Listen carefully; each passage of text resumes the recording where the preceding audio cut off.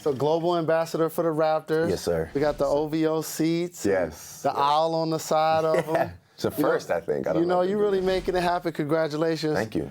Talk about your TDOT squad. Is it turn-up time for them this year? Man, there's incredible energy in the city. The guys, first of all, really enjoy playing with each other. No offense to Rudy, but I think when Rudy went, the guys just started really moving the ball the way they were supposed to and really just shining. And, T. Ross got to get back on the court and really become the player that he's. That was the biggest secret thing. Second best record in the East since the Rudy trade. Crazy. So it's great, man. It's great to watch. Did you feel it happening when it was like when they traded him? Could you see it immediately? Like, oh, this is interesting. There's some chemistry now. I mean, I was just really. I was excited to let Masai and Tim do all the things that they're known for doing, which is building an incredible team.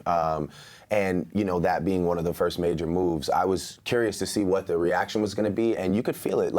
You could even you could feel the energy from the beginning of the season.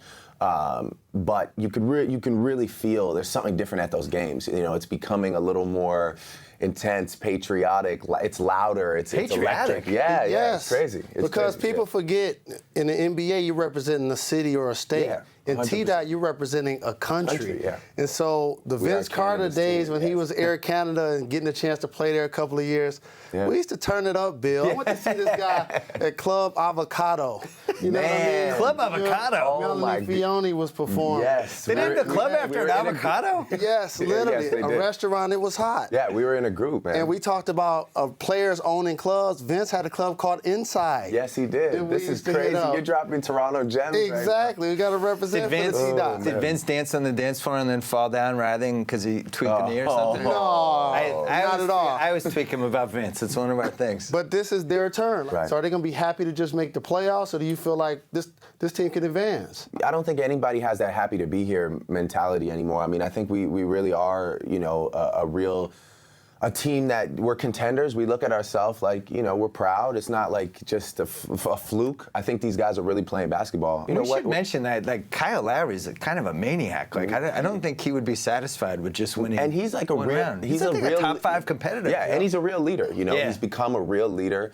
DeMar is playing incredibly, and yeah, man, it's just. Well, wait a second though. Lowry had a bad reputation, and it seems like it's come around now, and he kind of realized, like, you know what that was, Bill? I keep almost getting traded here. It's always two things. First off, he was a young player trying to find himself, and he's a combination guard. And sometimes that's harder for you to find your position in the league because when you're handling the ball, the other 14 guys want you to get 10 assists. Then when you're playing the 2, they expect you to score, and it's hard to fit in with the other 4 guys. They put the ball in his hands in Toronto, made him a leader. Yeah. He made a lot of game-winning shots. Yeah. They were talking about trading him. Now you guys want to keep him, right? They almost did. I mean, that was a weirdly key moment for the season in mid-December. Yeah. Almost trade him to the Knicks.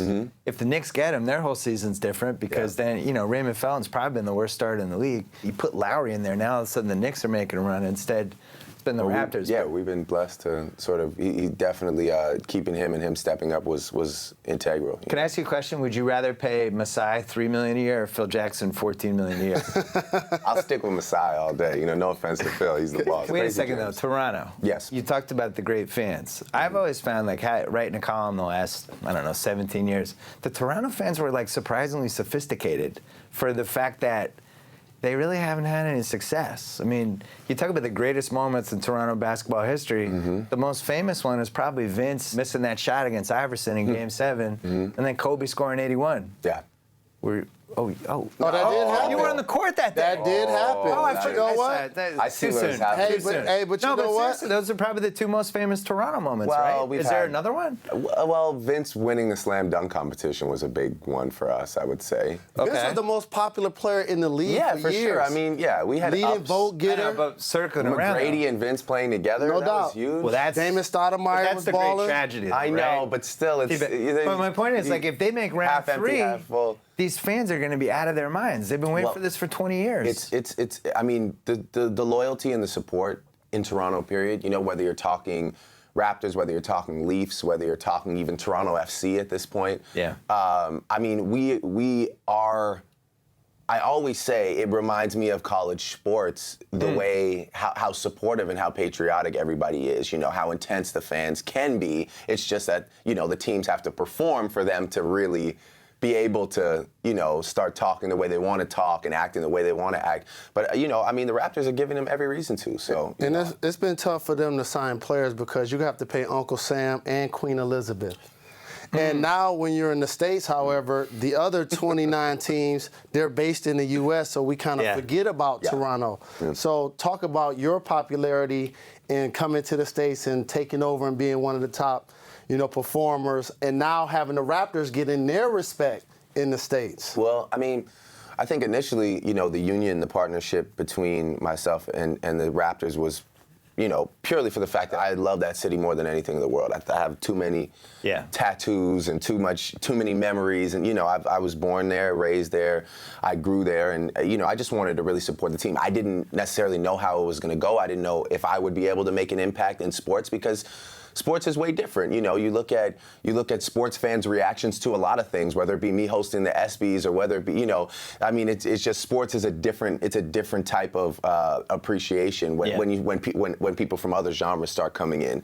So, you know, I mean, I had high hopes for what we could accomplish, but I wasn't, you know, I was just there purely for the city, and the union made sense. And now, I mean, me coming to the States and getting respect was unheard of, I mean, in music ever before, and it's truly been an honor, and I thank God for it every day. I mean, thank God, because you also had Bieber on the other hand, also Canadian. It's like you've kind of balanced it out a little bit. But, you know, I will say, come on, I had to. But I will, going on I will say with the owners, though, like you think, we always talk about, you know, what makes a successful NBA team? Oh, you got to get a lottery pick out.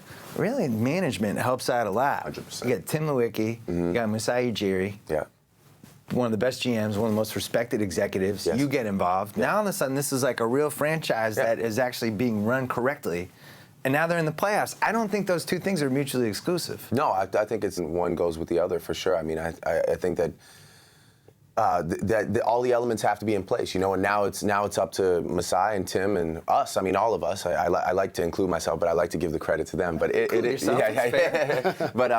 up to us, you know, to now build on what we have, and what we have, you know. Maybe a few months ago, I would have been like, well, we really got to build on what we have, like, you know, it ain't so bad when you really take a look at it. I mean, it's incredible. And that's what you've been able to do. I remember seeing your Replacement Girl video from a friend of mine named Hottie in 2006. You have, like, True you're story. Going in the vault today, man. I played in the TDOT. You know, a lot of times you see people in the States, they really don't understand what's going on that side. And I try to tell him, we need to get there during the playoffs because we'll have a lot of fun. You'll have a blast. It's I'm rooting for TDOT. Yes. Subscribe, please, pretty please, with sugar and knobs on. Imagine you a subscriber. Look at those pretty red letters. Click them. Go on. Click. Clickety click. You'll love it.